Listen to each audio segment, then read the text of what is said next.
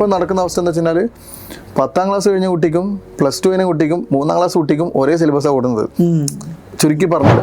Especially when talking about Kerala നമുക്ക് പറയാലോ, ഇത്രയും ബിസിനസ് ഉണ്ട്, ഇത്രയും എന്തുണ്ട് ഓൺടർപ്രണേഴ്സ് ഉണ്ട്. ബിസിനസ് സ്റ്റാർട്ട് ചെയ്യണം, ജോലിക്ക് 3ാമത്തെ മാസം ചിന്തിക്കണം എന്താണ് എനിക്ക് എപ്പോഴും സ്വന്തമായിട്ട് കമ്പനി തുടങ്ങാൻ പറ്റും. ഈ ഒരു കൾച്ചർ അല്ലെങ്കിൽ ഈ ഒരു തോട്ട് പ്രോസസ്സ് ഉള്ളത് എൻ്റെ അഭിപ്രായത്തിൽ വളരെ കുറച്ച് സ്റ്റേറ്റുകൾക്ക് മാത്രമേ. ഞാൻ പറഞ്ഞല്ലോ, നമ്മുടെ ഡോക്ടർ പ്രിസ്ക്രൈബ് ചെയ്യുന്നില്ല, രോഗീൻ്റെ അസുഖം മനസ്സിലാക്കിയിട്ട് വേണം നമ്മൾ മരുന്ന് എഴുതാൻ. അല്ലാതെ എല്ലാവർക്കും ഒരു മരുന്ന് എഴുതിയ കാര്യമില്ലല്ലോ. അപ്പോൾ നമ്മളെന്താ ചെയ്യുന്നത് വെച്ചാൽ we are helping the startup in valuation. ഇപ്പോൾ ഞാനൊരു ഓൺടർപ്രണർ, ഞാൻ 3 രീതിയിൽ ചിന്തിക്കണം. ഒന്ന്, ഫ്രം എ ഫൗണ്ടേഴ്സ് പെർസ്പെക്റ്റീവ്, എനിക്ക് ഇത് സക്സസ് ആക്കി ഞാൻ എന്താണ് നേടാൻ ഉദ്ദേശിക്കുന്നത്, അല്ലെങ്കിൽ എനിക്കിത് നേടണം, ഇത് നേടാൻ എന്തൊക്കെ ചെയ്യണം എന്നുള്ളതാണ് ഫ്രം എ ഫൗണ്ടർ പെർസ്പെക്റ്റീവ്. എല്ലാവരും ഫൗണ്ടർ പെർസ്പെക്റ്റീവിൽ എല്ലാവരും എന്താണ് ഓക്കെയാണ്. ഒരു 100 കോടി ജനങ്ങൾ ഉപയോഗിക്കുന്ന ഒരു സാധനമാണെങ്കിൽ അതിന് മാർക്കറ്റ് ഉണ്ട്. തീർച്ചയായിട്ടും. അല്ലെങ്കിൽ 1 കോടി ജനങ്ങൾ ഉപയോഗിക്കുന്ന സാധനങ്ങളാണ്, അതിന് മാർക്കറ്റ് ഉണ്ട്. പക്ഷേ ഇത് അതിലേക്ക് എത്തിക്കാനുള്ള ഓൺടർപ്രണർ ഈ 2 കാറ്റഗറിയേ ഉള്ളൂ. ഈ 2 category anyone can apply to the incubation program. Hello everyone, ഞാൻ Khasak Benchali, the business coach. Brand സ്റ്റുഡിയോയുടെ മറ്റൊരു സീരീസിലേക്ക് സ്വാഗതം. സാധാരണ ബ്രാൻഡ് സ്റ്റുഡിയോയിൽ നമ്മൾ ഓരോ സ്റ്റാർട്ടപ്പുകളെയും ബ്രാൻഡുകളൊക്കെയാണ് പരിചയപ്പെടുന്നത്. ഇന്ന് നമ്മൾ പരിചയപ്പെടുന്നത് സ്റ്റാർട്ടപ്പിനെ അല്ല, മറിച്ച് ഒരുപാട് സ്റ്റാർട്ടപ്പുകളെ രക്ഷപ്പെടാൻ സഹായിക്കുന്ന ഒരു സ്റ്റാർട്ടപ്പ് എക്കോസിസ്റ്റത്തെയാണ്.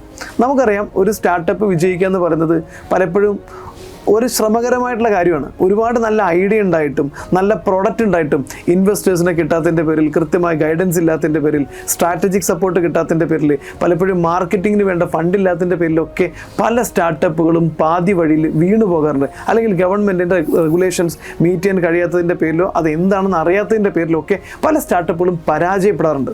അപ്പോൾ സ്റ്റാർട്ടപ്പ് തുടങ്ങുന്ന ആളുകൾക്ക് അവരെ സ്റ്റാർട്ടപ്പുകളെ രക്ഷപ്പെടാൻ സഹായിക്കുന്ന, അതിനെ ബിൽഡ് ചെയ്യാൻ സഹായിക്കുന്ന ഒരു എക്കോസിസ്റ്റത്തെയാണ് ഇന്ന് ബ്രാൻഡ് സ്റ്റുഡിയോയിൽ ഞാൻ നിങ്ങൾക്ക് പരിചയപ്പെടുന്നത്. IQ വെഞ്ചേഴ്സ് എന്നാണ് ഇതിൻ്റെ പേര്. IQ വെഞ്ചേഴ്സിൻ്റെ ഫൗണ്ടർ ആൻഡ് CEO ആയിട്ടുള്ള ഷാഫി ഷൗക്കത്താണ് ഇന്ന് ബ്രാൻഡ് സ്റ്റുഡിയോയിൽ നമ്മുടെ അതിഥി. So welcome mister Shafi Shoukath to the brand studio. അപ്പോൾ നമുക്കിനി ഓൺട്രപ്രണേഴ്സിനെ ഹെൽപ്പ് ചെയ്യുന്ന കുറേ കാര്യങ്ങൾ നിങ്ങൾ കൊടുക്കുന്നെന്ന് പറഞ്ഞു, അതിനെക്കുറിച്ച് ഇനി സംസാരിച്ചു തുടങ്ങാം. ആദ്യമായിട്ട് എനിക്ക് അറിയേണ്ടത് എന്താണ് IQ വെഞ്ചേഴ്സ്, എങ്ങനെയാണ് നിങ്ങൾ ഈ സ്റ്റാർട്ടപ്പുകളെ വളരാൻ ഒരു എക്കോസിസ്റ്റമായിട്ട് ഹെൽപ്പ് ചെയ്തുകൊണ്ടിരിക്കുന്നത്? ഓക്കെ, അപ്പോൾ മൈസെൽഫ് ഷാഫി ഷൗക്കത്ത്. അപ്പോൾ നമ്മൾ IQ വെഞ്ചേഴ്സ് എന്ന് പറഞ്ഞാൽ we are not a startup as a set, നമ്മളൊരു സ്റ്റാർട്ടപ്പ് എക്കോസിസ്റ്റം ആണ്. അപ്പോൾ സ്റ്റാർട്ടപ്പ് എക്കോസിസ്റ്റം എന്ന് പറയുമ്പോൾ നിലവിലൊരു സ്റ്റാർട്ടപ്പ് എക്കോസിസ്റ്റം നമുക്ക് ഉണ്ട്. There are many factors, mainly 4 factors ആണ്. ഒന്നെന്ന് പറഞ്ഞു കഴിഞ്ഞാൽ ഓൺടർപ്രണേഴ്സ് ആണ്, ഇൻഡിവിജ്വൽസ്. രണ്ടാമത്തത് startups or the companies or we can call it entities. മൂന്നാമത്തത് ഇൻവെസ്റ്റേഴ്സ് ആണ്, അതിൽ എല്ലാത്തരം ഇൻവെസ്റ്റേഴ്സും ഉണ്ടാവും. നാലാമത്തത് ഗവൺമെൻറ്റ്സ് ആണ്. ഗവൺമെൻറ്റ്സിൻ്റെ അതർ പോളിസി മേക്കേഴ്സ്, പോളിസീസ് ഉണ്ടാക്കുന്നവർ, അതായത് സ്റ്റാർട്ടപ്പ് എക്കോസിസ്റ്റത്തിനെ ഡയറക്റ്റ്ലി ഓർ ഇൻഡയറക്ട്ലി അഫക്ട് ചെയ്യുന്ന എല്ലാ പോളിസീസും. അപ്പോൾ ഈ 4 ഫാക്ടേഴ്സാണ് നമ്മൾ ശരിക്കും ഫോക്കസ് ചെയ്യുന്നത്. അപ്പോൾ ഈ 4 ഫാക്ടേഴ്സ് അല്ലെങ്കിൽ 4 ഏരിയാസ് നേരിടുന്ന പ്രശ്നം നമ്മൾ മനസ്സിലാക്കിയിട്ട് അതിന് നമ്മൾ സൊല്യൂഷൻ ഉണ്ടാക്കുകയാണ്. അപ്പോൾ അതിലുണ്ടാക്കുമ്പോൾ നമ്മൾ we are not focusing on a particular category. ഞാൻ പറഞ്ഞല്ലോ, ഇപ്പോൾ എക്കോസിസ്റ്റം ഓൾറെഡി എക്സിസ്റ്റിംഗ് ആണ്. നമ്മൾ ഒരുപാട് ബ്രാൻഡ്സ്, ഒരുപാട് വാല്യൂഷൻ ഉള്ള കമ്പനീസ് നമ്മൾ കാണുന്നുണ്ടെങ്കിൽ പോലും അത് ഒരു എക്സ്ക്ലൂസീവ് ആണത്. ഫോർ എക്സാമ്പിൾ, ഒരു IIT IIM എന്ന് വന്ന ആൾക്ക്, അല്ലെങ്കിൽ അങ്ങനത്തെ ഒരു ഈ എക്കോസിസ്റ്റം എന്താണെന്നും ഇതിനെക്കുറിച്ചും ഓൾറെഡി ഒരു എക്സിസ്റ്റിംഗ് ആയ നോളജ് അല്ലെങ്കിൽ കിട്ടിയ ആൾക്കാർക്ക് മാത്രമാണ് ഇത് നേടാൻ പറ്റുന്നുള്ളൂ. തീർച്ചയായിട്ടും. അതാണുള്ളത്. സത്യം പറഞ്ഞാൽ ഇപ്പം നടക്കുന്ന അവസ്ഥ എന്താ വെച്ചാൽ 10ാം ക്ലാസ് കഴിഞ്ഞ കുട്ടിക്കും +2 കഴിഞ്ഞ കുട്ടിക്കും 3ാം ക്ലാസ് കുട്ടിക്കും ഒരേ സിലബസാണ് ഓടുന്നത്, ചുരുക്കി പറഞ്ഞാൽ. അപ്പോൾ നമ്മൾ നേരെ മറിച്ച് ഹിഡൻ ജെംസിൽ നമ്മൾ ഫോക്കസ് ചെയ്യുന്നത്. What we R focusing is like there are lots of products, നല്ല പൊട്ടൻഷ്യലായ ഒരുപാട് പ്രോഡക്ട്സ് ഉണ്ട്, വിഷനറിയായ ഒരുപാട് ഓൺടർപ്രണേഴ്സ് ഉണ്ട്, 24 hours വർക്ക് ചെയ്യുന്ന അത്രയും ഡെഡിക്കേറ്റഡ് ആയ ഓൺടർപ്രണേഴ്സ് ഉണ്ട്. പക്ഷേ എന്താ പ്രശ്നം വെച്ചാൽ first thing awareness. They don't know how the system works. നമുക്കൊരു സിസ്റ്റം എങ്ങനെയാണ് വർക്ക് ചെയ്യുന്ന പറഞ്ഞാൽ മാത്രമേ നമുക്ക് എന്തെങ്കിലും കഴിയുള്ളൂ, അതിൽ നമുക്ക് പെർഫോം ചെയ്യാൻ പറ്റുള്ളൂ. അപ്പോൾ ഫസ്റ്റ് പ്രശ്നം നേരിടുന്നത് അവിടെയാണ്. അതായത് ഈ എന്താണ് സ്റ്റാർട്ടപ്പ് എക്കോസിസ്റ്റം, അല്ലെങ്കിൽ എന്തൊക്കെയാണ് ഈ ഫാക്ടേഴ്സ് ഇതിലുള്ളത്, എങ്ങനെയാണ് നമ്മുടെ കമ്പനീനെ കൊണ്ടുപോകുന്നത്, നമ്മൾ എങ്ങനെ കമ്പനീനെ ചിന്തിക്കേണ്ടത്, how you have to set the vision, ഇതൊന്നും നമുക്ക് എന്തെങ്കിലും നമ്മുടെ സാധാരണക്കാരനറിയില്ല. Especially when talking about Kerala നമുക്ക് പറയാലോ, ഇത്രയും ബിസിനസ് ഉണ്ട്, ഇത്രയും ഓൺടർപ്രണേഴ്സ് ഉണ്ട്. ബിസിനസ് സ്റ്റാർട്ട് ചെയ്യണം, ജോലിക്ക് 3ാമത്തെ മാസം ചിന്തിക്കണം എന്താണ് എനിക്ക് എപ്പോഴും സ്വന്തമായിട്ട് കമ്പനി തുടങ്ങാൻ പറ്റും. ഈ ഒരു കൾച്ചർ അല്ലെങ്കിൽ ഈ ഒരു തോട്ട് പ്രോസസ്സ് ഉള്ളത് എൻ്റെ അഭിപ്രായത്തിൽ വളരെ കുറച്ച് സ്റ്റേറ്റുകൾക്ക് മാത്രമാണ്, എസ്പെഷ്യലി കേരളയാണ് അതിൽ മുന്നിൽ. പക്ഷെ എന്നിട്ട് എത്ര ബ്രാൻഡ്സ് ഉണ്ട്, ഇപ്പോൾ ലെറ്റ്സ് സൊമാറ്റോ പോലെയോ അല്ലെങ്കിൽ യൂബർ പോലെയോ എത്ര ബ്രാൻഡ്സ് നമ്മുടെ കേരളത്തിലുണ്ട്. We are creating businesses. Not a brand. Startups or not a brand. നമ്മളപ്പോൾ സ്കെയിൽ ചെയ്യാൻ പറ്റിയ പ്രൊഡക്ട്സ് ഇതെങ്ങനെ സ്കെയിൽ ചെയ്യണമെന്ന് അറിയണമല്ലോ. അതെ. ഫസ്റ്റ് ഓഫ് ഓൾ ഇത് സ്കെയിൽ ചെയ്യാൻ പറ്റുമെന്ന് എനിക്ക് അറിയണം, അല്ലെങ്കിൽ ഇങ്ങനെയാണ് കൊണ്ടുപോകേണ്ട എൻ്റെ കമ്പനിയിൽ നിന്ന് അറിഞ്ഞാൽ മാത്രമേ എന്ത് ചെയ്യാൻ പറ്റുള്ളൂ. അപ്പോൾ ഇവിടെയാണല്ലോ we are coming and creating different projects. നമുക്ക് ഡിഫറെൻറ്റ് പ്രോജക്ട്സ് ഉണ്ട്. ഫോർ എക്സാമ്പിൾ ഓൺടർപ്രണേഴ്സിന് നമുക്ക് കമ്മ്യൂണിറ്റി ഉണ്ട്, അപ്സ്കില്ലിംഗ് പ്രോഗ്രാംസ് ഉണ്ട്, അവർക്ക് അവയർനെസ് കൊടുക്കുന്ന പ്രോഗ്രാംസ് ഉണ്ട്, അവരുന്ന് ഐഡിയാസ് ഉണ്ടാക്കി അത് വാലിഡേറ്റ് ചെയ്യാനുള്ള പ്രോഗ്രാംസ് ഉണ്ട്. ഫോർ സ്റ്റാർട്ടപ്സ് നമുക്ക് എന്തുണ്ട്, ഇൻക്യുബേറ്റർ ഉണ്ട്. We have our own incubator called incubation. We are incubating nation. Incubation എങ്ങനെയാണ് ഹെൽപ്പ് ചെയ്യുന്നത്? ഓക്കെ. അപ്പോൾ ഇൻക്യുബേഷനിൽ എന്താ വെച്ച് കഴിഞ്ഞാൽ ഞാൻ പറഞ്ഞല്ലോ, നമ്മുടെ ഡോക്ടർ പ്രിസ്ക്രൈബ് ചെയ്യുന്നല്ലോ, രോഗീൻ്റെ അസുഖം മനസ്സിലാക്കിയിട്ട് വേണം നമ്മൾ മരുന്ന് എഴുതാൻ. അല്ലാതെ എല്ലാവർക്കും ഒരു മരുന്ന് എഴുതിയ കാര്യമില്ലല്ലോ. അപ്പോൾ നമ്മളെന്താ ചെയ്യുന്നത് വെച്ച് കഴിഞ്ഞാൽ we are helping the startup in valuation. നമ്മൾ instead of just giving a mentorship or just giving a grant, what we are doing is like നമ്മളൊരു സ്റ്റാർട്ടപ്സ് എടുക്കും. നമ്മളിപ്പോൾ കൊടുക്കുന്ന ഇൻക്യുബേഷനിൽ ഡിഫറെൻറ്റ് പ്രോഗ്രാംസ് ഉണ്ട്. But primarily what we are giving is incubation centre എന്നൊരു programme ഉണ്ട്. അപ്പോൾ അതിലെന്താ വെച്ച് കഴിഞ്ഞാൽ ആ സെൻറ്റേഴ്സിൽ ഒരു example when we on board a startup നമ്മളെന്താ ചോദിച്ചു കഴിഞ്ഞാൽ 1 year അവർക്ക് പ്ലാൻ ഉണ്ടാക്കും. ലെറ്റ്സ് സേ ഒരു സ്റ്റാർട്ടപ്പ് വരുന്നത് 10 ലക്ഷം വാല്യൂഷനിലാണെങ്കിൽ ഹൗ ടു മേക്ക് ദിസ്, അത് നമ്മൾ അവരുടെ മാർക്കറ്റും ഒക്കെ സ്റ്റഡി ചെയ്ത് നമുക്ക് have a team for that market research. അവർ ചെയ്തിട്ട് എന്ത് ചെയ്യും, ഇതിന് എത്ര വാല്യൂഷനിലേക്ക് കൊണ്ടുപോകാൻ പറ്റും, അല്ലെങ്കിൽ അതിന് എത്ര മാർക്കറ്റ് ഉണ്ടെന്ന് മനസ്സിലാക്കും. മാർക്കറ്റിന് ഒരു ലെറ്റ്സ് സേ ഒരു 3% നോക്കിയാലും, അല്ലെങ്കിൽ ഒരു 1%, 0.5% നോക്കിയാലും ലെറ്റ്സ് സേ 10 crores 50 crores മേലെ പോകും. അപ്പോൾ ഈ വാല്യൂഷനിലേക്ക് എങ്ങനെ കമ്പനീനെ എത്തിക്കാം. അപ്പോൾ അവൻ്റെ കറന്റ് വാല്യൂഷൻ നമ്മൾ അളക്കും. അതിനുശേഷം ഈ നമ്മൾ പ്രൊജക്ഷൻ ഉണ്ടാക്കും വാല്യൂഷൻ്റെ. ഈ വാല്യൂഷനിലേക്ക് എത്തിക്കാൻ എത്ര കസ്റ്റമർ അക്വിസിഷൻ ഇവർ ചെയ്യണം, അതുപോലെ എത്ര റവന്യൂ ഇവർ ഉണ്ടാക്കണം, ഇങ്ങനത്തെ എല്ലാ മെട്രിക്സ് നമ്മൾ പ്ലാൻ ചെയ്യും. ഇത് നമ്മൾ എന്ത് ചെയ്യും, ഇവർക്ക് ടാസ്ക് ആക്കി കൊടുത്ത് ഇവർക്ക് ആ 1 year പീരീഡിനുള്ള അവരുടെ ടീം ബിൽഡിങ്ങിന് അവരുടെ ടീം സാലറി, മാർക്കറ്റിംഗ് എക്സ്പെൻസ് മുതൽ ടെക് എന്തൊക്കെ അവർ ഹെൽപ്പ് ചെയ്യണം. നമുക്ക് എല്ലാ ഡിപ്പാർട്ട്മെന്റ്സ് ഉണ്ട്. ടെക് ഉണ്ട്, മാർക്കറ്റിംഗ് ഉണ്ട്, ഫിനാൻസ് ഉണ്ട്, ഡിഫറെന്റ് ഉണ്ട്. അപ്പോൾ അവർക്ക് ഏതൊക്കെ ഡിപ്പാർട്ട്മെന്റ് ആവശ്യമുണ്ടോ ഇതനുസരിച്ച് നമ്മൾ എന്ത് ചെയ്യും, അവർ നമ്മൾ പ്രൊവൈഡ് ചെയ്യും. എന്നിട്ട് നമ്മളെ വാല്യൂഷനിലേക്ക് എത്തിക്കും. So we work on in equity basis. അപ്പോൾ ആ നെക്സ്റ്റ് ലെവൽ ഇൻവെസ്റ്റേഴ്സ് നമ്മൾ തന്നെ കൊണ്ടുവരും. അപ്പോൾ 6 months ഫസ്റ്റ് 6 months ഒരു വാല്യൂഷൻ പീരീഡ് വെക്കും. അപ്പോൾ തന്നെ നമ്മൾ ഫസ്റ്റ് ലെവലിൽ VCസിനെ കൊണ്ടുവരും. We have A VC network. അതിനുശേഷം അവർക്ക് അപ്പോൾ ഇൻവെസ്റ്റ്മെൻറ്റ്സ് കിട്ടുന്നില്ലെങ്കിൽ നെക്സ്റ്റ് 6 months കൂടി നമ്മൾ ഇൻക്യുബേറ്റ് ചെയ്യും. അങ്ങനെ വിത്തിൻ 1 year അവർ നമ്മൾ എന്ത് ചെയ്യും, ഒരു നോർമലായിട്ട് പോകുന്ന ഒരു കമ്പനി നമ്മൾ ലെറ്റ്സ് ഒരു 20 crore to 50 crores മിനിമം വാല്യൂഷനിലേക്ക് എത്തിച്ചിട്ട് വലിയ ഇൻവെസ്റ്റ്മെന്റ്സ് ഉണ്ടെന്ന് അവന് സെൽഫ് സസ്റ്റെയിൻ ആക്കും. ഇതേ ടൈമിനുള്ളിൽ തന്നെ നമ്മൾ എന്ത് ചെയ്യും, ഇവരുടെ ടീമിന് ഇൻഡിവിജ്വലി ഡിപ്പാർട്ട്മെന്റൽ ട്രെയിനിങ് കൊടുക്കും. CEOs നമ്മൾ എല്ലാ ദിവസവും 2 hours CEOസിന് ട്രെയിനിങ് ആണ്. How the companies are working, case studies, how the startups are working. CEOസിനൊക്കെ ഹയർ ചെയ്ത് കൊടുക്കുന്നു, അല്ലെങ്കിൽ ഫൗണ്ടേഴ്സിനെയാണ് നിങ്ങൾ തന്നെയാണ് ചെയ്യുന്നത്? അതായത് CEOs ഉണ്ടാവല്ലോ, CEOs ഫൗണ്ടർ, അവർ നമ്മൾ ട്രെയിനിങ് കൊടുക്കും, ഡെവലപ്പ് ചെയ്തെടുക്കും. അതായത് അവരെ നമ്മൾ മോൾഡ് ചെയ്തെടുക്കും. എങ്ങനെയാണ് ഒരു കോർപ്പറേറ്റ് ലെവൽ ഇപ്പോൾ നമ്മൾ കാണുന്ന ഒരു CEO എന്തൊക്കെ ക്വാളിറ്റി ഉണ്ടാവണം, എന്തൊക്കെ ബേസിക് നോളജസ് ഉണ്ടാവണം, ഇതെല്ലാം നമ്മൾ ട്രെയിൻ ചെയ്യും. അത് പ്രൊഡക്റ്റ് ആവാം, ടെക്നിക്കൽ ആവാം.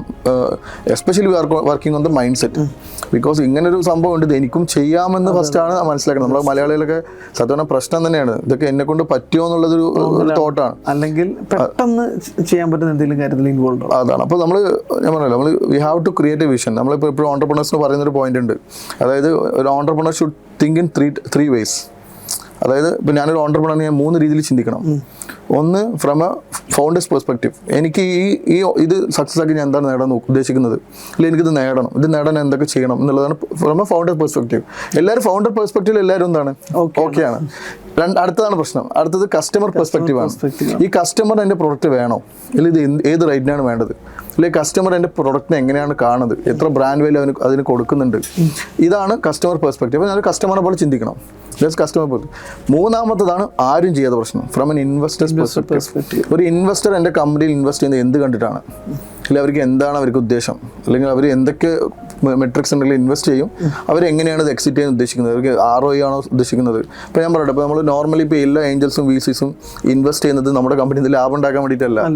അവർ ഇൻവെസ്റ്റ് ചെയ്യും, ഫസ്റ്റ് ലെവൽ ഇൻവെസ്റ്റ് ചെയ്യും, അവർക്ക് ഇത്ര വാല്യൂഷനിൽ പോകുമ്പോൾ നെക്സ്റ്റ് ലെവൽ ഇൻവെസ്റ്റർ വരുമ്പോൾ അവർക്ക് എക്സിറ്റ് ചെയ്യണം. വാല്യൂഷൻ ഫോക്കസ്ഡ് ആണ്. അപ്പോൾ ഇത് അറിഞ്ഞാൽ മാത്രമാണ് നമുക്ക് എന്ത് ചെയ്യുള്ളൂ. അപ്പോൾ ആസ് എ CEO നമ്മൾ ചിന്തിക്കേണ്ടതാണ്, how to raise my company's valuation. എൻ്റെ കമ്പനീൻ്റെ വാല്യൂഷൻ ഇത്രയെന്ന് എത്ര ഓൺടർപ്രണേഴ്സ് അറിയും. So we have to understand what the valuation my company holds right now. എന്നിട്ട് വേണം ഞാൻ ഇത് പ്ലാൻ ചെയ്യാൻ, ഈ വാല്യൂഷനിൽ കൊണ്ടുപോകണം. ഇതായിരിക്കണം ഒരു CEOൻ്റെ ഗോൾ. ഒരു കമ്പനിയിൽ CEO ഉണ്ടാവും, ചീഫ് ഓപ്പറേഷൻ ഓഫീസർ ഉണ്ടാവും, മാർക്കറ്റിംഗ് CMO ഉണ്ടാവും, എല്ലാവരും ഉണ്ടാവും. പക്ഷേ എല്ലാവർക്കും ഓരോരോ മോട്ടീവ് ആയിരിക്കണം. CEOൻ്റെ മോട്ടീവ് എന്ന് പറഞ്ഞാൽ വാല്യൂഷൻ കൊണ്ടുപോകുക, അതിനനുസരിച്ച് പ്ലാൻ ഉണ്ടാക്കുക. ചീഫ് ഓപ്പറേഷൻ ഓഫീസർ നമുക്കുള്ളതാണ് ആ പ്ലാൻ എക്സിക്യൂട്ട് ചെയ്യുക എന്നുള്ളതാണ്. അപ്പോൾ ഇങ്ങനെയാണ് നമുക്ക് എന്തെങ്കിലും ഒരു കോൺട്രിബ്യൂട്ട് ചെയ്യുന്നത്. ഓക്കെ. സോ ഇതിനോട് ചേർന്നിട്ടുള്ള ചോദ്യമാണ്, ഇപ്പോൾ ഐക്യു വെഞ്ചേഴ്സ് ഒരു സ്റ്റാർട്ടപ്പിനെ ഹയർ ചെയ്യാനുള്ള ക്രൈറ്റീരിയ എന്താണ്? നമ്മൾ IQ ventures what we are doing is to create the 4 verticals. അപ്പോൾ നമ്മൾ സ്റ്റാർട്ടപ്പിനെ സപ്പോർട്ട് ചെയ്യുന്ന ഭാഗമായിട്ട് we have different programs. For example ഞാൻ അത് പറഞ്ഞത് നമ്മൾ പ്രോബ്ലം മനസ്സിലായിട്ടാണ്. അപ്പോൾ നമ്മൾ ഒന്ന് പറഞ്ഞത് ഇൻക്യുബേറ്ററാണ്. അപ്പോൾ ഇൻക്യുബേറ്ററിന് അപ്ലിക്കേഷൻസ് എന്ന് പറഞ്ഞു കഴിഞ്ഞാൽ we have on boarding team, anyone can apply. നമ്മൾ രണ്ട് കണ്ടീഷൻസ് ആണ് എന്ത് ചെയ്യുന്നുള്ളൂ, നമ്മൾ ഒരു സ്റ്റാർട്ടപ്പിന് ഓൺ ബോർഡ് ചെയ്യുമ്പോൾ നോക്കാറുള്ളൂ.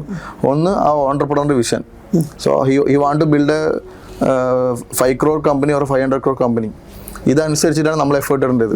അപ്പോൾ നമ്മൾ 5 crore കമ്പനിയുള്ള ഒരാൾക്ക് അല്ലെങ്കിൽ അങ്ങനെ ചെറിയൊരു ഡ്രീമുള്ള ഒരാൾ അല്ലെങ്കിൽ വിഷനുള്ള ഒരാളെ നമുക്ക് എന്ത് ചെയ്തില്ല, എത്ര റിസോഴ്സ് കൊടുത്താലും 500 crore കമ്പനി ആവുന്നില്ല. നേരെ മറിച്ച് 500 crore കമ്പനി വിഷനുള്ള ഒരാൾക്ക് ഇപ്പോൾ ഒന്നും അവൻ്റെ കയ്യിലില്ലെങ്കിൽ കൂടെ അവനെ കൊണ്ട് ഹി ക്യാൻ മേക്ക് ഇറ്റ് ചെയ്യാം. സോ ഫസ്റ്റ് തിങ് ഇതാണ്. രണ്ടാമത്തെ തിങ് ആ കമ്പനിയോടുള്ള പാഷനും പിന്നെ ആ പ്രൊഡക്റ്റിൻ്റെ മാർക്കറ്റിൽ എത്ര സ്കെയിൽ ചെയ്യാൻ പറ്റുന്നുള്ളത്, സ്കെയിലബിലിറ്റിയും. അല്ലാതെ നമ്മൾ വേറൊരു ജഡ്ജ്മെൻറ്റ് ക്രൈറ്റീരിയ വെക്കുന്നില്ല. ഇത് ഞാൻ പറയാൻ കാരണം എന്താണെന്ന് വെച്ച് കഴിഞ്ഞാൽ the most of the incubator which have seen, അതായത് ഗവൺമെൻറ്റിനെ എടുക്കാം. അപ്പോൾ ഗവൺമെൻറ് ഗ്രാൻഡ് അപ്ലൈ ചെയ്യാം. അവർ ടെക്നിക്കലോ അല്ലെങ്കിൽ എന്തെങ്കിലും കുറച്ച് ആസ്പെക്ട്സ് വെച്ചിട്ടാണ് എന്ത് ചെയ്യുന്നത്, നിങ്ങളുടെ സ്റ്റാർട്ടപ്പിനെ ജഡ്ജ് ചെയ്യുന്നത്. For my experience and my perspective, നമുക്ക് ഒരു സ്റ്റാർട്ടപ്പിനെ ജഡ്ജ് ചെയ്യാൻ പറ്റില്ല. We can say that this company is going to on this success not. നമ്മൾ ഒരിക്കലും വിജയിക്കില്ല. നമ്മൾ ടിക്ടോക്ക് എക്സാമ്പിൾ, അങ്ങനത്തെ ഒരിക്കലും വിജയിക്കുന്നില്ല എന്ന് പറയുന്ന പല സ്റ്റാർട്ടപ്പ്. അപ്പോൾ ഇതൊക്കെ നടക്കാമെന്നുള്ളതാണ് ഒന്നാമത്തെ കാര്യം. മാർക്കറ്റ് ഉണ്ടോ, അത് നടക്കും. ഇപ്പോൾ ഒരു 100 കോടി ജനങ്ങൾ ഉപയോഗിക്കുന്ന ഒരു സാധനമാണെങ്കിൽ അതിന് മാർക്കറ്റ് ഉണ്ട്. തീർച്ചയായിട്ടും. അല്ലെങ്കിൽ 1 കോടി ജനങ്ങൾ ഉപയോഗിക്കുന്ന സാധനങ്ങളാണ്, അതിന് മാർക്കറ്റ് ഉണ്ട്. പക്ഷേ ഇത് അതിലേക്ക് എത്തിക്കാനുള്ള ഓൺട്രപ്രണർ ഈ 2 കാറ്റഗറിയേ ഉള്ളൂ. ഈ 2 category anyone can apply to the incubation program. അപ്പോൾ നമ്മൾ ഓൺ ബോർഡിങ്, നമ്മൾ റിവ്യൂ മീറ്റിംഗ് ഉണ്ടാവും. ഇതിനനുസരിച്ച് നമ്മൾ എന്ത് ചെയ്യും. പക്ഷേ ഇതെല്ലാം നമുക്ക് പ്രോഗ്രാംസ് പറഞ്ഞാൽ ഇപ്പോൾ സ്റ്റാർട്ടപ്പ് സപ്പോർട്ട്, നമുക്ക് franchisee model startup support, franchisee വേണ്ടി ഒരു പ്ലാറ്റ്ഫോം ഉണ്ട്. അപ്പോൾ അതെന്താ വെച്ച് കഴിഞ്ഞാൽ നമ്മുടെ നാട്ടിൽ നടക്കുന്ന, ഇപ്പോൾ ഞാൻ എക്സാമ്പിൾ തന്നെ നമ്മുടെ നാട്ടിലൊരു കട്ടൻ ചായ വെക്കുന്നൊരു കട ഉണ്ട്. അപ്പോൾ ഡിഫറെൻറ്റ് കട്ടനിൽ ഡിഫറെൻറ്റ് ഫ്ലേവേഴ്സ് ജ്യൂസ് മിക്സ് ചെയ്തിട്ട് ഫ്രഷ് ഫ്രൂട്ട്സ് ചെയ്യുന്ന സാധനമുണ്ട്. അപ്പോൾ മൂപ്പർക്ക് ഇത് എക്സ്പാൻഡ് ചെയ്യണമെന്നുണ്ട്, പക്ഷേ മൂപ്പർക്ക് എങ്ങനെയെന്ന് അറിയില്ല. So we have to bring a corporate structure to that. Unit economics work ചെയ്യണം. അപ്പോൾ ഈ franchise way they will help in all these things. എന്നിട്ട് എന്ത് ചെയ്യും, ഇത് ഫ്രാഞ്ചൈസ് സെല് ചെയ്യാൻ അവർ ഹെൽപ്പ് ചെയ്യും. സോ ഇങ്ങനെ ഓരോരോ ഓൺട്രപ്രണേഴ്സ്, അതായത് ബേസിക് ലെവൽ സ്റ്റാർട്ടപ്പ് അല്ലെങ്കിൽ ഓൺട്രപ്രണർ ഫേസ് ചെയ്യുന്ന പ്രോബ്ലംസ് മനസ്സിലാക്കിയിട്ട് നമ്മൾ അതിനനുസരിച്ചുള്ള നമ്മൾ സൊല്യൂഷൻ നമ്മൾ ബിൽഡ് ചെയ്യുന്നത്. ഓക്കെ. സോ നമുക്ക് ഈ സ്റ്റാർട്ടപ്പുകളെ കുറിച്ചും അതിൻ്റെ എക്കോസിസ്റ്റത്തെ കുറിച്ചൊക്കെ പറയുമ്പോൾ പലപ്പോഴും ഇപ്പം നമ്മൾ അറിയാവുന്ന പല ആളുകളും പറയുന്ന ഒരു വലിയൊരു കൺസേൺ ഉണ്ട്. കേരളത്തിൽ യുവാക്കൾ കുറഞ്ഞുകൊണ്ടിരിക്കുകയാണ്. ഇപ്പോൾ എനിക്ക് തോന്നുന്നു തെക്കൻ കേരളത്തിൽ അത് വളരെ വലിയ രീതിയിൽ അത് എഫക്റ്റ് ചെയ്തിട്ടുണ്ട്. ഇപ്പോൾ എൻ്റെ കുറേ സുഹൃത്തുക്കളൊക്കെ അവിടെ, ഞാൻ ബിസിനസ്സിൻ്റെ കാര്യങ്ങളൊക്കെ പറയുന്ന സമയത്ത് ഒരു ആർക്കും വേണ്ടിയിട്ട് ഇവിടെ യങ്സ്റ്റേഴ്സ് ഇല്ല. ബിസിനസ് സാധ്യതകളും അതിൻ്റെ ബയേഴ്സൊക്കെ കുറഞ്ഞുകൊണ്ടിരിക്കുകയാണ്. പേയിങ് കപ്പാസിറ്റിയിലെ ഡിമാൻഡായിട്ടുള്ള ആളുകൾ കുറയുന്നു. ശരിക്കും ഇത് നമ്മളെ നാടിന് വലിയൊരു ക്രിട്ടിക്കൽ ചലഞ്ച് കൊണ്ടുവരാൻ പോകുന്നത്. എന്തുകൊണ്ടാണ് ഈ കുട്ടികൾ ഇവിടുന്ന് പോകുന്നത്? അത് പോകുന്നത് ഒഴിവാക്കിയിട്ട് നമുക്കിപ്പോൾ നമ്മുടെ ഒരു സ്റ്റേറ്റ്, ഇത്രയും അഡ്വാൻസ്ഡ് ആയിട്ടുള്ള എഡ്യൂക്കേഷനുള്ള ഒരു സ്റ്റേറ്റിനെ എങ്ങനെ നമുക്കൊരു എൻ്റർപ്രൈസിങ് എക്കോസിസ്റ്റത്തിലേക്ക് കൊണ്ടുവരാൻ പറ്റും, അവരിവിടെ പിടിച്ചു നിർത്താൻ പറ്റുന്ന രീതിയിൽ? അത് ഇതിൽ 2 ഏരിയാസ് സംസാരിക്കാനുണ്ട്. ഒന്നാമത്തെ വെച്ച് കഴിഞ്ഞാൽ വൈ ദേ ആർ ലീവിങ് എന്നുള്ള ക്വസ്റ്റ്യനാണ്. സത്യം പറഞ്ഞാൽ ഈ ജോലിക്കും അല്ലെങ്കിൽ ബിസിനസ് ആവശ്യങ്ങൾക്കും അല്ലെങ്കിൽ ഇങ്ങനെ പല കാര്യങ്ങൾക്കും വേണ്ടിയിട്ട് പാലായനം അല്ലെങ്കിൽ മൈഗ്രേഷൻ എന്നുള്ള പ്രോസസ്സ് ഇന്നും നില തുടങ്ങിയതല്ല. വർഷങ്ങളായിട്ട് എന്ത് ചെയ്യുന്നുള്ള ഒരു വർഷങ്ങൾ സെഞ്ചുറീസ് ആയിട്ടുള്ള സംഭവമാണ്. ഈ ഗൾഫിലേക്കൊക്കെ പോകുന്ന ആളുകൾ കുറച്ച് കഴിയുമ്പോൾ തിരിച്ചു വരാറുണ്ടായിരുന്നു മുമ്പ്. അതും ഏകദേശം അവസാനിച്ചു. People are not coming back. അതിലും ഞാൻ പറഞ്ഞത് അതായത് ഇങ്ങനെ ചിന്തിച്ചാൽ മതി. 4 കോടി ജനങ്ങൾ എവിടെ കേരളത്തിൽ ജീവിക്കുന്നുണ്ട്, അല്ലെങ്കിൽ ഉണ്ടെന്നാണ് പോപ്പുലേഷൻ്റെ കണക്ക്. അപ്പോൾ ഇന്ത്യൻ്റെ 4 ഇരട്ടിയുള്ള കാനഡൻ്റെ പോപ്പുലേഷൻ എടുക്കുക. കേരളത്തിൻ്റെ പോപ്പുലേഷൻ കാനഡയുടെ പോപ്പുലേഷൻ ഉണ്ടല്ലോ, കേരളത്തിൻ്റെ പോപ്പുലേഷനേ ഉള്ളൂ. അപ്പോൾ ഈ ഭൂമി ഡിവൈഡ് ചെയ്തത് ശരിക്കും എന്തല്ല, ജസ്റ്റിസ് ആയിട്ടല്ല. അപ്പോൾ അതുകൊണ്ട് തന്നെ നമ്മൾ റിസോഴ്സസ് എല്ലാം നമുക്ക് ലിമിറ്റേഷൻസ് ഉണ്ട്. കാരണം ഒരു കാര്യം. രണ്ടാമത്തെ വെച്ചാൽ എന്താണ് ജനങ്ങൾക്ക് ആവശ്യം, ഇത് കൊടുക്കാൻ കഴിഞ്ഞാൽ മാത്രം എന്ത് ചെയ്യാൻ പറ്റുള്ളൂ, ജനങ്ങളോട് ചെയ്യുള്ളൂ. കാരണം പ്രത്യേകിച്ച് കേരളത്തിൻ്റെയൊക്കെ ജനങ്ങളുടെ പെർ ക്യാപിറ്റൽ ഇൻകം ആയാലും ലൈഫ് സ്റ്റൈൽ ആയാലും ഇൻക്രീസ് ആയിക്കൊണ്ടിരിക്കുകയാണ്. അപ്പോൾ ദേ ഓൾവേസ് വാണ്ട് ബെറ്റർ. നമ്മളങ്ങനെയാണല്ലോ, we always want better and we always focus on better. അപ്പോൾ അതുകൊണ്ടാണ് ഈ മൂവ്മെൻറ്റ്സിൻ്റെ ഒരു കാരണം ഫ്രീഡം, ഇങ്ങനെ കുറേ ആസ്പെക്ട്സ് ഉണ്ട് അതിൽ. അപ്പോൾ അതിന് നമുക്ക് എങ്ങനെ കൗണ്ടർ ചെയ്യാൻ പറ്റിയെന്നാണല്ലോ, one thing, give them what they want. അവർക്ക് വേണ്ട ഇൻഫ്രാസ്ട്രക്ചർ ആയാലും അവർക്ക് വേണ്ട ഫെസിലിറ്റീസ് ആയാലും കൊടുക്കുക. നമുക്ക് ഓൾറെഡി ഇപ്പോൾ കുറേ ഏരിയാസിൽ നമ്മൾ വളരെ ഇന്ത്യനെ വെച്ച് നോക്കുമ്പോൾ Kerala is going very far better. But നമ്മൾ കമ്പയറിംഗ് ടു അതർ, നമ്മൾ അങ്ങനെ കമ്പയർ ചെയ്ത് തുടങ്ങണം. സത്യം പറഞ്ഞാൽ ഗ്ലോബൽ സ്റ്റാൻഡേർഡിലേക്ക് പോകുമ്പോൾ ഗ്ലോബൽ സ്റ്റാൻഡേർഡ്സിലേക്ക് നമ്മൾ എങ്ങനെ എത്തിക്കാമെന്ന് ചിന്തിക്കണം. അപ്പോൾ അങ്ങനെ വർക്കൗട്ട് ചെയ്യണം. പക്ഷേ ഇൻ മൈ ഒപ്പീനിയൻ ഒരു ഓൺട്രപ്രണർ ആവാനുള്ളവർക്ക് ഏറ്റവും ബെസ്റ്റ് ഓപ്ഷനാണ് ഇപ്പോൾ കേരളത്തിൽ. എസ്പെഷ്യലി ഗവൺമെന്റ്സ് നമ്മൾ കോമ്പീറ്റ് ചെയ്യുന്നതുകൊണ്ട് തന്നെ ഗവൺമെന്റ് ലെവലിൽ നോക്കുമ്പോൾ നമ്മൾ പല മിനിസ്റ്റേഴ്സായിട്ട് മീറ്റിംഗ്സ് ഒക്കെ ഉണ്ടായിരുന്നപ്പോൾ നമ്മൾ മനസ്സിലാക്കാനും ദേ ആർ ആക്ച്വലി നമ്മളെക്കാൾ കൂടുതൽ ഇൻട്രസ്റ്റ് അവർക്കാണ്. നിങ്ങൾ എന്തെങ്കിലും ചെയ്യുമെന്ന് പറയാം. കാരണം ദേ വാണ്ട് സംതിങ് അടുത്ത ഇലക്ഷന് പോകുമ്പോൾ എന്തെങ്കിലും കാണിക്കാൻ വേണമല്ലോ. അപ്പോൾ അതുകൊണ്ടായിരിക്കാം അത് they are very supportive also. പണ്ടത്തെക്കാൾ ഇപ്പോൾ വളരെ സപ്പോർട്ടീവ് ആണ് അവർ. വളരെ സപ്പോർട്ടീവ് ഇൻ ദ സെൻസ് അങ്ങനത്തെ ആൾക്കാരെ അവർ തരികയാണ്. അപ്പോൾ നമ്മൾ കുറച്ച് ഗവൺമെന്റ് ആയിട്ട് കുറച്ച് പ്രോഗ്രാം ഈസി ആയിട്ട് കാര്യങ്ങൾ മുമ്പുള്ളതിനേക്കാളൊക്കെ ഡോക്യുമെന്റേഷൻ ആണെങ്കിലും ഒക്കെ നടക്കുന്ന ഒരു സിറ്റുവേഷനിലേക്ക് എത്തിയിട്ടുണ്ട്. ബട്ട് സ്റ്റിൽ അത് ഇനിയും ഇമ്പ്രൂവ് ആവാൻ. ഞാൻ പറഞ്ഞ പോലെ ഇപ്പോൾ 4 കോടി ജനങ്ങളിൽ 1 കോടി ജനങ്ങൾ പോയാലും അപ്പോൾ ശരിക്കും പറഞ്ഞാൽ 3 കോടി ജനങ്ങൾ കേരളത്തിലുണ്ട്. നമ്മൾ അങ്ങനെ ചിന്തിക്കുകയാണെങ്കിൽ എന്തായാലും റിസോഴ്സസ് അപ്പോഴും പോസിറ്റീവാണ്. അപ്പോൾ കർണാടക തമിഴ്നാട് സംബന്ധിച്ചോളം they have lot of land, lot of resources four കുറച്ച് പോപ്പുലേഷൻ ഇത്രയുണ്ട്. പക്ഷെ കേരളത്തിൽ അങ്ങനെയല്ല. അപ്പോൾ അതുകൊണ്ടാണ് ഒബ്വിയസ്ലി കേരളത്തിൽ മറ്റു സംസ്ഥാനങ്ങൾ ജോലിക്കും അല്ലെങ്കിൽ പല ആവശ്യങ്ങൾക്ക് പോകുന്നത് വളരെ സ്വാഭാവികമാണ്. But how to improve that അങ്ങനെ ചിന്തിച്ചോളാം. ഒരുപാട് സംഭവങ്ങൾ ഉണ്ടാക്കാൻ ഒരുപാട് ആൾ വേണമെന്നില്ല, മറിച്ച് ആ റിസോഴ്സിനെ ഒപ്റ്റിമൈസ് ചെയ്യാനുള്ള ഒരു മെക്കാനിസം നമ്മൾ സെറ്റ് ചെയ്യാന്നുള്ള. പിന്നെ ഒരു പോയിന്റ് ആഡ് ചെയ്യാനുള്ളത് വെച്ചാൽ ഇന്ത്യക്ക് ഇപ്പോൾ നമുക്ക് പറയുമ്പോൾ സൗദി അല്ലെങ്കിൽ അറേബ്യൻ കൺട്രീസും ഇപ്പോൾ ഓയിൽ എന്ന് പറയുന്ന പോലെ അല്ലെങ്കിൽ ഇപ്പോൾ US ഇപ്പോൾ ടെക് ആൻഡ് വെപ്പൺ എന്ന് പറയുന്ന പോലെ ഇന്ത്യക്കുള്ള ബിഗ്ഗസ്റ്റ് അസറ്റ്സ് എന്ന് പറഞ്ഞാൽ യങ് പോപ്പുലേഷൻ ആണ്. യങ് പോപ്പുലേഷൻ, മാൻ പവർ മാത്രമല്ല, യങ് പോപ്പുലേഷൻ. ഏറ്റവും കൂടുതൽ യങ് പോപ്പുലേഷനുള്ള കൺട്രി ഇന്ത്യയാണ്. പക്ഷെ അതിന് മര്യാദക്ക് ഉപയോഗിക്കുന്നുണ്ടോ എന്നുള്ള ചോദ്യമാണ് പ്രശ്നം. If you are giving skill develop ചെയ്ത് വെക്കുകയാണെങ്കിൽ ഗ്ലോബലി നമുക്ക് എല്ലാ കമ്പനീസിനും ഇങ്ങോട്ട് കൊണ്ടുവരാം. തീർച്ചയായിട്ടും. അപ്പം എനിക്കൊന്ന് പല രാജ്യം, ഇപ്പോൾ ചൈനയാണെങ്കിലും ഫിലിപ്പീൻസ് ആണെങ്കിലും അവരെ പരിമിതി കൊള്ളുന്നുണ്ട്. അവർ ക്യാപ്പബിൾ ആക്കിയിട്ടാണ് വിടുന്നത്. പുറത്ത് പോകുന്ന ഒരാൾ ഇന്ന സ്കില്ല് ക്യാപ്ചർ ചെയ്തിരിക്കുക. അപ്പോൾ നമ്മുടെ മിനിമം ഗ്യാരണ്ടി സ്റ്റാൻഡേർഡ് നമ്മൾ നമ്മുടെ യങ്സ്റ്റേഴ്സിനെ സ്കിൽഡ് ആക്കുകയാണെങ്കിൽ നമുക്ക് വലിയ രീതിയിൽ ചെയ്യാൻ കഴിയും. യെസ്. അതിൻ്റെ കൂടെ തന്നെ എനിക്ക് ചോദ്യം ചോദിക്കുള്ളൂ. ഇപ്പോൾ നമ്മൾ ഈ മാൻ പവറിനെ കുറിച്ചൊക്കെ പറഞ്ഞു. ഇപ്പോൾ ഈ മാൻ പവർ നേരിടുന്ന നമ്മൾ മാൻ പവർ എന്നൊക്കെ പറയുമെങ്കിൽ പോലും ഇപ്പോൾ ഇന്ന് ഒരു AI റവല്യൂഷനിലേക്ക് പോവാണ്. ആർട്ടിഫിഷ്യൽ ഇൻ്റലിജൻസും റോബോട്ടിക്സും വരുമ്പോൾ മാൻ പവർ വേണ്ടാത്ത ലോകത്ത് പോവാണ്. സോ അത് എങ്ങനെയാണ് ശരിക്കും നമ്മുടെ രാജ്യത്തെ ബിസിനസ് എൻവയോൺമെൻറ്റിനെയും അല്ലെങ്കിൽ ഒരു എംപ്ലോയ്മെൻറ്റ് എക്കോസിസ്റ്റത്തെയും ഒക്കെ സ്റ്റാർട്ടപ്പുകളെയും ഒക്കെ എങ്ങനെയാണ് ഇത് എഫക്റ്റ് ചെയ്യാൻ പോകുന്നത്? അത് നമുക്ക് എങ്ങനെ ഓവർകം ചെയ്യാൻ ശരിക്കും? അല്ല, ഇതിൽ ഈ AI ടോപ്പിക്സ് വരുമ്പോഴൊക്കെ നമ്മൾ സത്യം പറഞ്ഞാൽ കുറച്ച് കാലത്തേക്ക് മുന്നോട്ട് പോകണം. അതായത് ഇതിൻ്റെ ഫൗണ്ടേഷനിലേക്ക് പോകണം. ടെക്നോളജി അല്ലെങ്കിൽ മെഷീൻസ് ഇത് എന്തിനാണ് ഉണ്ടാക്കിയത് എന്നുള്ള ചിന്തയ്ക്ക് പോകണം. മനുഷ്യന്മാരുടെ സമയവും അല്ലെങ്കിൽ മനുഷ്യന്മാരുടെ ലൈഫ് ബെറ്റർ ആക്കാനുള്ള സാധനം ടെക്നോളജി. അല്ലെങ്കിൽ മനുഷ്യന്മാർക്ക് വേണ്ടി ഉണ്ടാക്കിയതാണ്. അതെ, മനുഷ്യന്മാർക്ക് വേണ്ടിയുള്ള ടെക്നോളജി. പക്ഷെ ഏത് കാറ്റഗറി ഓഫ് മനുഷ്യൻ എന്നുള്ളതാണ് ചോദ്യം. മനസ്സിലായോ? അപ്പോൾ ഓരോ രാജ്യവും AI പോളിസി ഉണ്ടാക്കണം, AI പോളിസി ഡെവലപ്പ് ചെയ്യണം according to the countries demand. അപ്പോൾ ഞാൻ പറഞ്ഞപ്പോൾ വെരി യങ് പോപ്പുലേഷനുള്ള പല കൺട്രീസിനും എന്ത് വളരെ ഒരു ചുരുങ്ങിയ പോപ്പുലേഷനുള്ള പല കൺട്രീസിനും എന്ത് വരും, AI അഡാപ്റ്റ് ചെയ്യേണ്ടി വരും. Because they have to make their citizens life better, but they don't have the resources, the manpower resources ഇല്ല. പക്ഷെ ഇന്ത്യനെ കുറിച്ചൊക്കെ പറയുമ്പോൾ പ്രശ്നം എന്താ വെച്ചാൽ 140 കോടി ജനങ്ങളുണ്ട്. ലെറ്റ്സ് ഞാൻ പറഞ്ഞല്ലോ. അപ്പോൾ നാളെ എന്ത് ചെയ്യണം, എല്ലാ ടാക്സീസും നമ്മൾ എന്ത് ചെയ്യണം, AI ആക്കണം, ഓട്ടോമേറ്റഡ് ആക്കണം എന്ന് വിചാരിക്കുക. അത്ര ആൾക്കാരുടെ ജോലി പോകും. അപ്പോൾ നമുക്ക് how we can give them. ഇന്ത്യയിൽ ഒരു പരിധി വിട്ട് നമുക്ക് റോബോട്ടിക്സ് അഗ്രികൾച്ചറിനെ പോലും നമുക്ക് ഒറ്റയടിക്ക് റെവല്യൂഷണലൈസ് ചെയ്യാൻ പറ്റില്ല. കാരണം വളരെ ചെറിയ ജോബുകൾ ഡിപ്പെൻഡ് ചെയ്തിട്ട് ജീവിക്കുന്ന കോടിക്കണക്കിന് മനുഷ്യർ. അത് മാത്രമല്ല, ഇപ്പോൾ ഞാൻ ഒരു സ്റ്റഡി ഉണ്ട്. ആ സ്റ്റഡിയിൽ എന്താ പറയുന്നത് വെച്ചാൽ ഫോർ ഈവൻ ഡെവലപ്ഡ് നേഷൻസ് ഒരു 2050 ഒക്കെ ആകുമ്പോൾ 3 കാറ്റഗറി ഓഫ് പീപ്പിൾ ആയിട്ട് ഗവൺമെന്റ്സ് അവരുടെ പോപ്പുലേഷൻ ഡിവൈഡ് ചെയ്യുന്നതാണ്. അപ്പോൾ അതിൽ ഒരു കാറ്റഗറി എന്താ വെച്ചാൽ കോഡേഴ്സ് ആയിരിക്കും. അതായത് AI എഞ്ചിനീയേഴ്സ്, അതായത് ഇങ്ങനത്തെ പ്ലാറ്റ്ഫോംസ് ഉണ്ടാക്കാനും ഇത് മെയിൻറ്റെയിൻ ചെയ്യാനും ഉള്ള ആൾക്കാർ. രണ്ടാമത്തേത് പറഞ്ഞാൽ എന്റർടൈൻമെന്റ്സ് ആൾക്കാരായിരിക്കും, സ്പോർട്സ് അല്ലെങ്കിൽ സിംഗേഴ്സ്, ഡാൻസേഴ്സ്. അതായത് ഈ പോപ്പുലേഷൻ നമ്മൾ ടു മേക്ക് അസ് എന്റർടൈൻഡ് ഇതിന് വേണ്ടിയിട്ട്. തേർഡ് കാറ്റഗറി അവർ പറയുന്നത് യൂസ്ലെസ് കാറ്റഗറി എന്നാണ്. അതായത് ഇങ്ങനത്തെ ഒരു കാറ്റഗറി വരുന്നതാണ് അവർ പ്രൊഡിക്ട് ചെയ്യുന്നത്, സ്റ്റഡി പ്രൊഡിക്ട് ചെയ്യുന്നത്. കാരണം അവർക്കിപ്പോൾ ഒരു ഡ്രൈവർ, നമ്മുടെ നാട്ടിലൊരു ഡ്രൈവർ അല്ലെങ്കിൽ ഇങ്ങനത്തെ ഒരാൾക്ക് വേറെ എന്ത് ചെയ്യാൻ അറിയും. അവർക്ക് അങ്ങനെ അവരുടെ സ്കില്ല് AI ചെയ്യണം, എന്ത് ചെയ്യാൻ പറ്റും, ആവാൻ കഴിയും. അപ്പോൾ അങ്ങനെ വരുമ്പോൾ ഈ തേർഡ് യൂസേഴ്സ് കാറ്റഗറീസും ശരിക്കും ഡെവലപ്ഡ് കൺട്രീസ് അവർ GDP ഒരു പെർസെൻറ്റേജ് മാറ്റി വെച്ചിട്ട് ഇവർക്കൊരു ബേസിക് സാലറി കൊടുത്തിട്ട് ഇവരിനെ നിർത്താമെന്നുള്ളതാണ്. ഇങ്ങനെയാണ് സത്യം പറഞ്ഞാൽ ഈ സ്റ്റഡീസും അല്ലെങ്കിൽ ഇങ്ങനത്തെ കാര്യങ്ങളും ഡെവലപ്ഡ് കൺട്രീസ് പോണത്. But developing nation and under developed കൺട്രീസിന്റെ കാര്യം വരുമ്പോൾ it is not the same. അപ്പോൾ നമ്മൾ അതുകൊണ്ട് ഇന്ത്യ പോലത്തെ രാജ്യത്ത് ലെറ്റ്സ് ചൈനയൊക്കെ ചെയ്യുന്നത് പോലെ എങ്ങനെ കൂടുതൽ എംപ്ലോയ്മെന്റ്സ് ഉണ്ടാക്കാം. ലോകത്തെ ഏറ്റവും കൂടുതൽ എംപ്ലോയ്മെന്റ്സ് കൊടുക്കുന്നത് റെയിൽവേ ആണ്. റെയിൽവേ ഒക്കെ ആണെങ്കിൽ എന്ത് ചെയ്യും, നാളെ തന്നെ ഓട്ടോമേറ്റ് ചെയ്യാം പല കാര്യങ്ങളും. പക്ഷെ ഓട്ടോമേറ്റ് ചെയ്യാതെ തന്നെ ഇത്ര പേർക്ക് ജോബും ഇത്ര പേര് ഫാമിലീസിനും ഒരു ഇൻകം, ഒരു ഫുഡും കൊടുക്കാൻ, അവർക്ക് ഭക്ഷണം കൊടുക്കാൻ കഴിയുന്നുണ്ടെങ്കിൽ നമ്മൾ ശരിക്കും we have to think in that way. അപ്പോൾ വരുന്നത് എവിടെ വരണം? ഇപ്പോൾ ഫ്രം എ ബിസിനസ് പെർസ്പെക്റ്റീവ് ഞാൻ പറഞ്ഞത് വിച്ച് കാറ്റഗറി.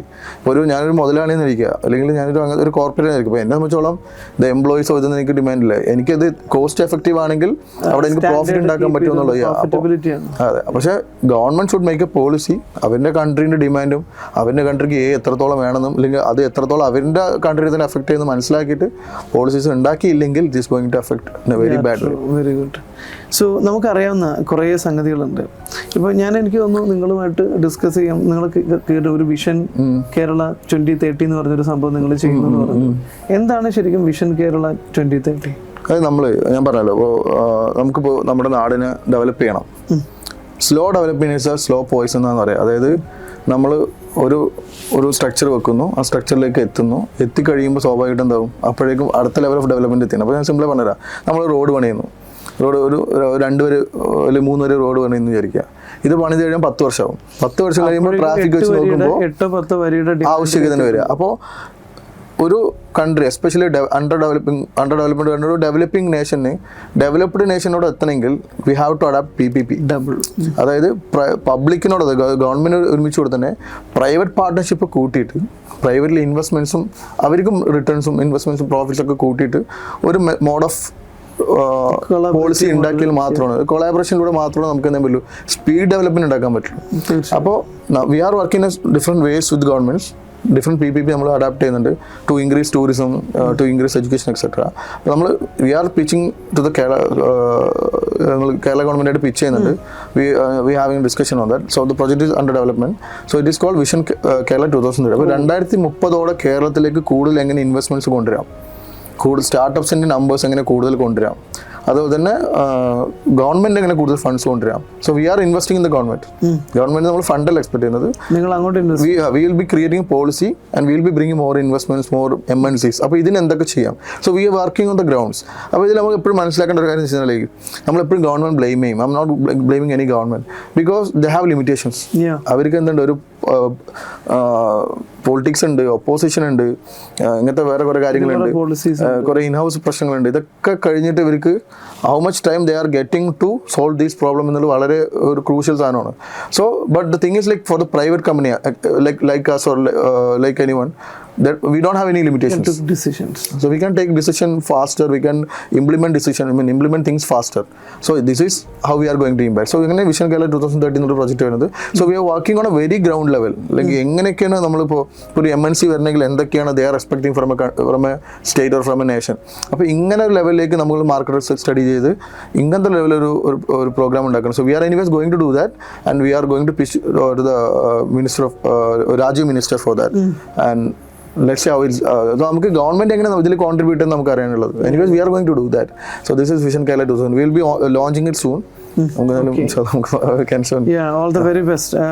ഇപ്പൊ നമുക്ക് ഈ സ്റ്റാർട്ടപ്പുകളെ കുറിച്ചും ഈ സ്റ്റാർട്ടപ്പ് എക്കോസിസ്റ്റത്തെ കുറിച്ചൊക്കെയാണ് നമ്മൾ പ്രധാനമായിട്ട് സംസാരിച്ചുകൊണ്ടിരിക്കുന്നത്. അപ്പോൾ ഇത് സംസാരിക്കുന്ന സമയത്ത് ഇപ്പൊ പല സ്റ്റാർട്ടപ്പ് ഓൺടർപ്രണേഴ്സും എന്നെ കോൺടാക്ട് ചെയ്യാറുണ്ട്.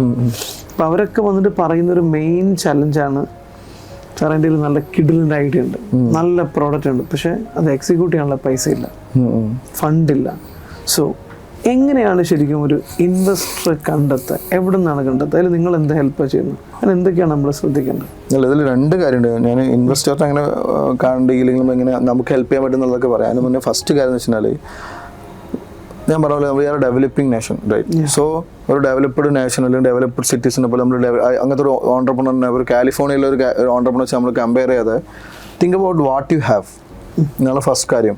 ഇപ്പോൾ ഞാൻ പറഞ്ഞത്, ഇപ്പോൾ ഞാനൊരു ഒരു കോളേജ് ഇപ്പോൾ കഴിഞ്ഞൊരു ഒരു കുട്ടിയാണ്, ഒരു വ്യക്തിയാണ് വിചാരിക്കുക. I have 10 to 12 hours per day എനിക്ക് ഫ്രീ ടൈം ഉണ്ട്. So this is your asset. ഞാൻ പറഞ്ഞപ്പോൾ ഒരു 60 years old അതിന് പ്രായ ഒരു വ്യക്തിയാണ് ഇരിക്കുക. 40 വർഷം ജോലി ചെയ്തത് ഒരു ഇൻഡസ്ട്രിയിലാണ്. ഈ 40 വർഷത്തെ എക്സ്പെർട്ടീസ് ആണ് എന്ത് മൂപ്പറിൻ്റെ അസറ്റ്. അതേപോലെ നമുക്ക് എന്ത് പറയാം, ഇപ്പോൾ എനിക്കൊരു കോഡിങ് സ്കില്ലുണ്ട്, അല്ലെങ്കിൽ എനിക്കൊരു മാർക്കറ്റിംഗ് സ്കില്ല്, ഒരു നല്ല വീഡിയോഗ്രാഫറാണ് ഞാൻ, അല്ലെങ്കിൽ എഡിറ്റിംഗ് സ്കില്ലുണ്ട്. So understand your skill first, your asset. നമുക്ക് ഉള്ളതിനെ കുറിച്ച് ആദ്യം മനസ്സിലാക്കിയിട്ട് നമ്മുടെ സ്ട്രെങ്ത് ആദ്യം മനസ്സിലാക്കുക. You can be a co founder. ഞാൻ പറയട്ടെ, ഇപ്പം ഒരു ടെക്സ്റ്റൈലുള്ള കോ ഫൗണ്ടേഴ്സ് നോക്കുന്ന ഇഷ്ടംപോലെ കമ്പനീസിനെ എനിക്ക് നേരിട്ട് അറിയാം. അവർ ഇക്വിറ്റി തരും. You don't have to invest, you don't have to do anything. Salary with salary and you will get equity. ഒരു കമ്പനിയിൽ ഭാഗമാകാൻ കഴിയും.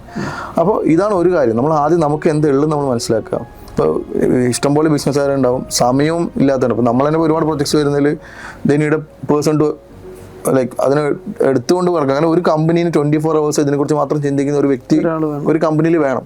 അപ്പോൾ ഇങ്ങനത്തെ പ്രൊജക്ട്സ്, പുതിയ കമ്പനീസ്, വലിയ വലിയ കമ്പനീസ് പുതിയ പ്രൊജക്ട്സ് ഉണ്ടാകുമ്പോൾ they need people like that. Visionary ആൾക്കാർ വേണം. അതായത് 9 to 5 വർക്ക് ചെയ്യുന്നതിനുപരി 24 hours ഇതിനു വേണ്ടി ഇറങ്ങുന്ന ഒരാളിനെ കിട്ടണം. അപ്പോൾ നമ്മൾ ആദ്യം നമ്മുടെ അസറ്റ് മനസ്സിലാക്കുക. Money is not only the asset. ഇങ്ങനെ കുറേ അസറ്റ്, ഇങ്ങനത്തെ കുറേ ഒരു പേഴ്സ്പെക്റ്റീവ് അസറ്റിനുണ്ട്. രണ്ടാമത്തത് നമ്മളിപ്പോൾ ഇപ്പോൾ നമ്മൾ പറഞ്ഞ പോലെ ഇൻക്യുബേഷനിൽ you can apply. We'll help in any ways we can possible. And other than that, നമ്മൾ പറഞ്ഞല്ലോ ഇൻവെസ്റ്ററിനെ പോകുമ്പോൾ നമ്മൾ ഫസ്റ്റ് ഫോക്കസ് ചെയ്യേണ്ടത്, ഞാൻ പറഞ്ഞു, from investor perspective, from A beginning. ഇപ്പോൾ ഞാൻ ഒരു കമ്പനി, നമ്മൾ തന്നെ അപ്രോച്ച് ഒരു കമ്പനി എക്സാമ്പിൾ വരാം. 2 വർഷമായിട്ട് ഒരു മാർക്കറ്റിലുണ്ട്, 2 വർഷമായിട്ട് ഒരു പ്രോഡക്റ്റ് സെല് ചെയ്യുന്നുണ്ട്, പക്ഷേ അവർക്ക് ഇതൊരു കമ്പനി അക്കൗണ്ട് ഇല്ല.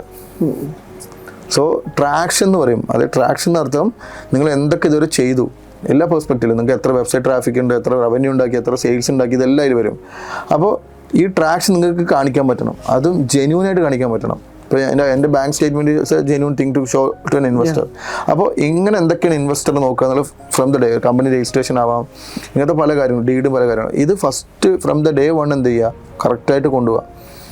നിങ്ങൾക്ക് ഇഷ്ടംപോലെ ഇൻവെസ്റ്റർ. ഞാൻ വേറെ കാര്യം കൂടി ആഡ് ചെയ്യാനുള്ളത് വെച്ചിട്ടുണ്ടെങ്കിൽ, ഒരു ഓൺടർപ്രണർ, ഒരു സ്റ്റാർട്ടപ്പ് ഇൻവെസ്റ്ററിനെ നോക്കുന്നതിനേക്കാൾ കൂടുതൽ ഒരു ഇൻവെസ്റ്റർ സ്റ്റാർട്ടപ്പിന് നോക്കുന്നുണ്ട്, എസ്പെഷ്യലി VC കമ്പനീസ്. ഇപ്പോൾ VC company, venture capital companies എന്താ ചെയ്യുന്നത്, they pool money from different investors. നിങ്ങളുടെ വലിയ വലിയ ഇൻവെസ്റ്റേഴ്സിനും അങ്ങനെ ഫാമിലീസിനൊക്കെ എന്ത് ചെയ്യും, റിച്ച് ഫാമിലീസിനൊക്കെ എന്ത് ചെയ്യും, ഏഞ്ചൽസിനൊക്കെ ഫണ്ട് സ്വരൂപിക്കും. അപ്പോൾ ലെറ്റ്സ് അവർക്ക് 100 കോടി രൂപ അവരുടെ അക്കൗണ്ടിൽ ഇപ്പോൾ ഉണ്ട്, അവരങ്ങനെ സ്വരൂപിച്ച ഫണ്ട് ഉണ്ടെങ്കിൽ ഈ 100 കോടി രൂപ എഫക്റ്റീവായിട്ട് ഇൻവെസ്റ്റബിൾ സ്റ്റാർട്ടപ്സിൽ ഇൻവെസ്റ്റ് ചെയ്യുന്നതാണ് അവർക്ക് ഒരു വർഷത്തെ ദൗത്യം. ഈ ഒരു വർഷം അവർ 100 കോടി സ്പെൻഡ് ചെയ്താൽ മാത്രമേ അടുത്ത വർഷം അവർക്ക് എന്ത് ചെയ്യാൻ പറ്റുള്ളൂ, അടുത്ത ഫണ്ട് കിട്ടുള്ളൂ. അപ്പോൾ ഇത് സ്പെൻഡ് ചെയ്യലാണ് അവർ. അപ്പോൾ ഈ പൈസ എങ്ങനെ സ്പെൻഡ് ചെയ്യാന്നുള്ള ആലോചിച്ച് ടെൻഷൻ അടിക്കുന്ന ഒരു ആൾക്കാർ എന്തുണ്ട് മാർക്കറ്റിലുണ്ട്, നമുക്ക് അറിയാത്തതിൻ്റെ പ്രശ്നമാണ്. ഇപ്പോൾ സീഡ് ഫണ്ട്, അതായത് നിങ്ങളുടെ ഐഡിയക്ക് മാത്രം 1 കോടി രൂപ ഇൻവെസ്റ്റ് ചെയ്യുന്ന കമ്പനീസ് വരെ ഉണ്ട്. അപ്പോൾ ഇതൊന്നും നമുക്ക് അറിയില്ല എന്നുള്ള പ്രശ്നമാണ്. പിന്നെ പക്ഷേ ഇവർക്ക് എന്താ ഇൻവെസ്റ്റ് ചെയ്യാൻ, ഇപ്പോൾ നാളെ എൻ്റെ കമ്പനിയിൽ ഇൻവെസ്റ്റ് ചെയ്യുന്ന നമുക്ക് ചോദിക്കുകയാണെങ്കിൽ, ഒരു കമ്പനി ഇൻവെസ്റ്റ് ചെയ്യുന്ന ചോദിക്കുന്നെങ്കിൽ എന്താ പ്രശ്നം പറഞ്ഞാൽ, we should be investable startup. അവർക്ക് ഒരു ക്രൈറ്റീരിയ ഉണ്ടാവും, സ്റ്റാൻഡേർഡ്സ് ഉണ്ടാവും, ഇന്ന കാര്യങ്ങൾ വേണമെന്നുള്ളത് ഉണ്ടാവും. അതുണ്ടെങ്കിൽ ദേ വിൽ ഡെഫിനറ്റ്ലി ഇൻവെസ്റ്റ്. അപ്പോൾ ഇൻവെസ്റ്ററെ കണ്ടുപിടിക്കൽ, ഇൻവെസ്റ്റർ ഇല്ലാത്ത പ്രശ്നമില്ല. We have to make our company professional. ഇൻവെസ്റ്റർക്ക് വേണ്ട രീതിയിൽ നമ്മുടെ ബിസിനസിനെ കോമ്പാക്ട് ആക്കി. അതെ, അപ്പോൾ അതാണല്ലോ മെയിൻ കാര്യം. ഇതിൽ ഏറ്റവും ഇമ്പോർട്ടൻ്റ് ആയിട്ടുള്ള ഒരു ഏരിയ എന്ന് പറയുന്നത് ഒരു ഓൺടർപ്രണറുടെ ഒരു ക്യാപ്പബിലിറ്റി ഒക്കെയാണ്. അപ്പോൾ ഒരു സ്റ്റാർട്ടപ്പ് സക്സസ് ആക്കി എടുക്കണമെങ്കിൽ പലപ്പോഴും ഈ സ്റ്റാർട്ടപ്പ് ഓൺടർപ്രണേഴ്സ് അവരെ കപ്പ് ഓഫ് ടീ അല്ലാത്ത ഏരിയയിൽ പോയിട്ട് ചാടി തല വയ്ക്കാറുണ്ട്. എന്തൊക്കെ ക്വാളിറ്റീസ് വേണം ശരിക്കും? എന്താണ് ഒരു സ്റ്റാർട്ടപ്പ് ഓൺടർപ്രണർക്ക് ഉണ്ടായിരിക്കേണ്ട മേജർ ക്വാളിറ്റീസ്? അല്ല, ഒരു ഓൺടർപ്രണർ എന്ന് പറയുമ്പോൾ ഞാൻ പറഞ്ഞല്ലോ, അതായത് ഒരു കമ്പനീൻ്റെ ഒരു വിഷൻ ആണ് സെറ്റ് ചെയ്യുന്ന ഒരാളാണ്. അപ്പോൾ നമുക്ക് quality in the sense, first thing is vision. Should be ambitious. ഇപ്പോൾ ചെറിയൊരു ഗ്രാമത്തിൽ, ചെറിയൊരു നാട്ടിൽ, ചെറിയൊരു ബാക്ക്ഗ്രൗണ്ടിൽ നിന്ന് വന്ന ആളാണെങ്കിലും, if you think you should have a gut feeling, ഒരു ആഗ്രഹം വേണം. എനിക്ക് ഷുഡ് ബി അംബീഷ്യസ്. അത് ഒന്നാമത്തെ കാര്യം പറയുന്നത്. രണ്ടാമത്തെ കാര്യം എന്ന് വെച്ചാൽ, ഈ ക്വാളിറ്റീസിലേക്ക് വരുമ്പോൾ പ്രശ്നം വെച്ചാൽ, ഇപ്പോൾ നമ്മൾ തന്നെ കാണാണ്, ഇപ്പോൾ എത്ര വലിയ കമ്പനി ഓൺടർപ്രണേഴ്സ് ആണെങ്കിലും you won't be good at everything, right?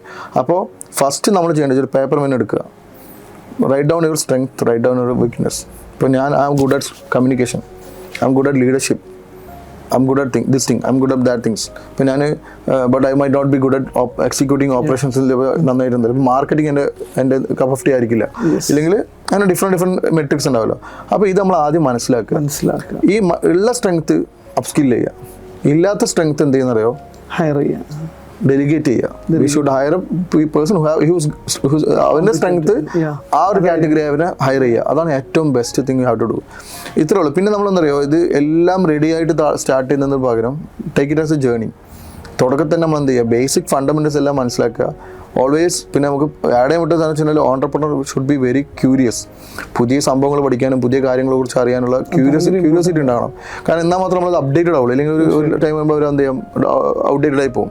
അപ്പോൾ അങ്ങനെയുള്ള ക്വാളിറ്റീസ് ആണല്ലോ. ബാക്കിയെല്ലാം നമുക്ക് എന്ത് ചെയ്യാം, നമ്മളതിനെ അപ്സ്കിൽ ചെയ്ത് കൊണ്ടാണ്. പിന്നെ ഞാൻ പറഞ്ഞല്ലോ, ഇപ്പം ഒരു 10 വർഷം ഒരു കോർപ്പറേറ്റ് ഒരു സെഗ്മെന്റിൽ വർക്ക് ചെയ്ത വന്ന വ്യക്തി വരെ CEO ഒരു കമ്പനിയിൽ CEO പൊസിഷനിൽ ഇരിക്കുമ്പോൾ ചിലപ്പോൾ he will be the first person, അല്ലെങ്കിൽ എക്സ്പീരിയൻസ് 0 ആണ്. കാരണം ആ ഇൻഡസ്ട്രി ചിലപ്പോൾ ഐഡിയ എല്ലാം പുതിയതായിരിക്കും. സോ ഒരു സാധനം കോപ്പി ചെയ്യുന്നത് പോലെയല്ലോ, പുതിയ സാധനമാണ്. അപ്പോൾ ഇറ്റ്സ് എ ജേർണി, കണ്ടിന്യൂസ്ലി പഠിക്കാനും. അതെ, പക്ഷെ മെയിൻ ആയിട്ട് വിഷൻ സെറ്റ് ചെയ്യുക എന്നുള്ളതാണ്. ഇപ്പം ഞാൻ പറഞ്ഞല്ലോ, ഇപ്പം ഞാനൊരു ചായക്കട നടത്തുന്ന ആളായിരിക്കും, നാട്ടുമ്പുറത്ത് ചെറിയൊരു ചായക്കട നടത്തുന്നതായിരിക്കും. അപ്പം ഞാൻ day 1 മുതൽ എൻ്റെ ചായക്കടനെ ഞാൻ കാണുന്നത് എന്താണ്, it is going to be a 1000 franchisee, it is going to be 1000 crore company എന്ന് ഞാൻ പ്ലാൻ ചെയ്തിട്ട് എനിക്ക് അങ്ങനെ മനസ്സിലൊരു ആഗ്രഹം, ഞാൻ അങ്ങനെയാണ് ഇതിന് വിഷൻ സെറ്റ് ചെയ്യുന്നെങ്കിൽ എൻ്റെ ഓരോ സംസാരവും, എൻ്റെ ഓരോ മീറ്റിങ്ങും, എൻ്റെ ഓരോ ആക്ഷനും എന്തായിരിക്കും, അതിലേക്കായിരിക്കും. നേരെ മറിച്ച് നമുക്ക് എത്ര ഇൻഫ്രാസ്ട്രക്ചറും എത്ര അറിയാലോ, ഒരുപാട് കൂടി ഇൻവെസ്റ്റ്മെന്റ് ഉണ്ടാക്കിയിട്ട് ഒന്നുമില്ലാതെ പോകുന്ന കമ്പനീസ് ഉണ്ട്. അപ്പോൾ അതിൻ്റെ പ്രശ്നം എന്ന് പറഞ്ഞാൽ they have the resources but vision എന്താണ്, വളരെ ചെറുതാണ്. അപ്പോൾ വിഷൻ ഇസ് വെരി ഇമ്പോർട്ടൻറ്റ്. അത് തുരുമ്പെടുത്ത് പോകും. അതെ. അപ്പോൾ വിഷൻ ഏറ്റവും വലുത് വെക്കുക, ഏറ്റവും വലിയ മാർക്കറ്റിലേക്ക് ക്യാപ്ചർ ചെയ്യുക. ഇപ്പോൾ നമ്മൾ കേരളത്തിൽ തന്നെ പറഞ്ഞല്ലോ, കേരളത്തിൽ ഇപ്പോൾ ബിസിനസ് ചെയ്യാൻ അവിടെ എല്ലാം why you are choosing only Kerala or only particular district as ഒരു മാർക്കറ്റ്. ഗ്ലോബൽ ഇതിനെങ്ങനെ കൊണ്ടുവന്ന് ചിന്തിക്കുക. പോസിബിലിറ്റി ഉള്ള ഒരു സാധനം നമുക്ക് ലോകത്ത് എല്ലാവരുടെയും വിൽക്കാം. അപ്പോൾ അത് എങ്ങനെയെന്നുള്ള ചിന്തിച്ച്, അല്ലെങ്കിൽ അങ്ങനെ ചെയ്യണം എന്ന് നമ്മൾ ആഗ്രഹിച്ച് അത് എന്നെ കൊണ്ട് കഴിയുമെന്ന് വിശ്വസിക്കുമ്പോഴാണ് നമ്മൾ എന്ത് ചെയ്യുന്നത്, വർക്ക്. അപ്പോഴാണ് നമ്മൾ പിറ്റേ ദിവസം നമ്മൾ അതിനുള്ള സ്റ്റെപ്പ് എടുക്കുള്ളൂ, ആക്ഷൻ എടുക്കുള്ളൂ. ഓക്കെ. സോ എനിക്ക് അവസാനം ഒരു ചോദ്യം ചോദിക്കാനുള്ളത്, എന്താണ് IQ വെഞ്ചേഴ്സിന്റെ vision? What is your future vision? ഞാൻ പറഞ്ഞല്ലോ, ഒരു IQ വെഞ്ചേഴ്സ് actually an impactful company which is looking to create an impact in the society. അപ്പോൾ നമുക്ക് എങ്ങനെ ഇങ്ങനത്തെ പല areas instead of become just startup, successful startup, how we can create thousands of startup from India or from our society. എന്നിട്ട് അവർ നമുക്ക് എങ്ങനെ scale ചെയ്ത് ഒരു അങ്ങനത്തെ ഒരു 1000 മിനിമം 1000 ബ്രാൻഡ്സ് നമുക്ക് എന്ത് ചെയ്യാൻ പറ്റണം, ഇന്ത്യയിൽ ഉണ്ടാക്കാൻ പറ്റണം. This is A one goal. And also ഞാൻ പറഞ്ഞില്ലേ, ഇപ്പോൾ government, everyone is facing challenges. It's a fact. Everyone is facing one. ഇപ്പോൾ 1 രൂപ ഉള്ള ഒരു 1000 രൂപ ഡെയിലി വാങ്ങുന്ന ശമ്പളം വാങ്ങുന്ന ഒരു വ്യക്തിയും 1000 കോടി വരുമാനം ഉണ്ടാക്കുന്ന വ്യക്തിയും they are facing challenges one way or another. അപ്പോൾ ഇതിൽ നമുക്ക് എങ്ങനെ കോൺട്രിബ്യൂട്ട് ചെയ്യാൻ പറ്റുന്നതാണ്. ഇപ്പോൾ ഗവൺമെൻറ് പറഞ്ഞ പോലെ ഡെവലപ്മെന്റ് ആണെങ്കിലും ഇങ്ങനത്തെ പല ആസ്പെക്ട്സിലും ഗവൺമെന്റിനെ എങ്ങനെ നമുക്ക് സപ്പോർട്ട് ചെയ്യാം, how to create projects to help them overcome the challenge. So ഇതിലാണ് നമ്മൾ എന്ത് ചെയ്യുന്നത്, വർക്കൗട്ട് ചെയ്യുന്നത്. സോ നിങ്ങളൊരു സ്റ്റാർട്ടപ്പ് ഫൗണ്ടർ ആണെങ്കിൽ, അതല്ലെങ്കിൽ നിങ്ങളൊരു ബിസിനസ് തുടങ്ങാൻ ആഗ്രഹിക്കുന്നുവെങ്കിൽ, എങ്ങനെയാണ് ആ ബിസിനസ്സിനെ എസ്റ്റാബ്ലിഷ് ചെയ്തെടുക്കേണ്ടത്, അതൊരു ഗ്ലോബൽ ബ്രാൻഡാക്കി എങ്ങനെ ബിൽഡ് ചെയ്യാം എന്ന് ആലോചിക്കുകയാണെങ്കിൽ നിങ്ങൾക്ക് പറ്റിയ മികച്ച പ്ലാറ്റ്ഫോമാണ് IQ വെഞ്ചേഴ്സ്. സോ IQ വെഞ്ചേഴ്സിൻ്റെ സർവീസുകളും കാര്യങ്ങളൊക്കെ വളരെ വിശദമായിട്ട് ഷാഫി ഷൗക്കത്ത് നമ്മളോട് പറയുണ്ടായി. അപ്പോൾ ബ്രാൻഡ് സ്റ്റുഡിയോയുടെ അതിഥിയായി വന്നതിന് Shafi Shoukath, thank you so much. And നിങ്ങൾക്ക് ഒരുപാട് ഓൺട്രപ്രണേഴ്സിനെ സക്സസ്സിലേക്ക് എത്തിക്കാൻ IQ വെഞ്ചേഴ്സിൻ്റെ പ്ലാറ്റ്ഫോമുകളിലൂടെ കഴിയട്ടെ എന്ന് ആശംസിക്കുന്നു. Thank you.